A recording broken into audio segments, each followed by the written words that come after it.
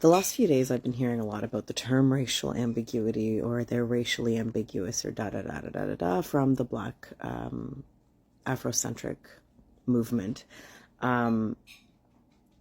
Racial ambiguity is basically a term, in my opinion, used to disqualify and alienate and further victimize victims of racial discrimination, by essentially disqualifying and discrediting their identity based on them somehow being inadequate in the eyes of the Black Afrocentric movement.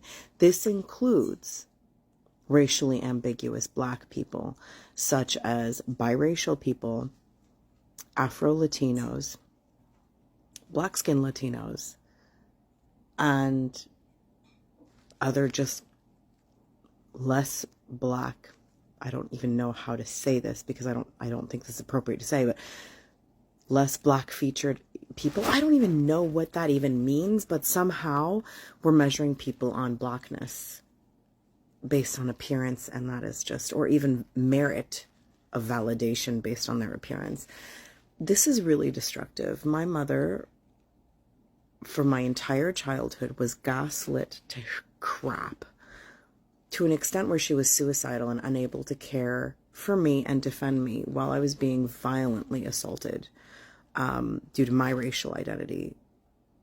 And she had nowhere to turn to, because although she was Egyptian, she's so highly Macedonian Greek genetic dominant that even when we go back to Egypt, like, they're like, you're a Khawega, you're a foreigner. And she's like, no, I'm very Egyptian. Like, I speak your language. I have your culture. Like, stop judging me. But like, here she had nowhere to turn.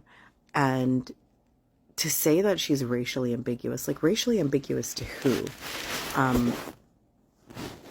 To us racialized people who want to disqualify her experience because somehow, are we jealous of her because we think that she's white passing? Because let me tell you something, as quote white passing and racially ambiguous as my mother was, white people knew she wasn't white and ridiculed and tormented her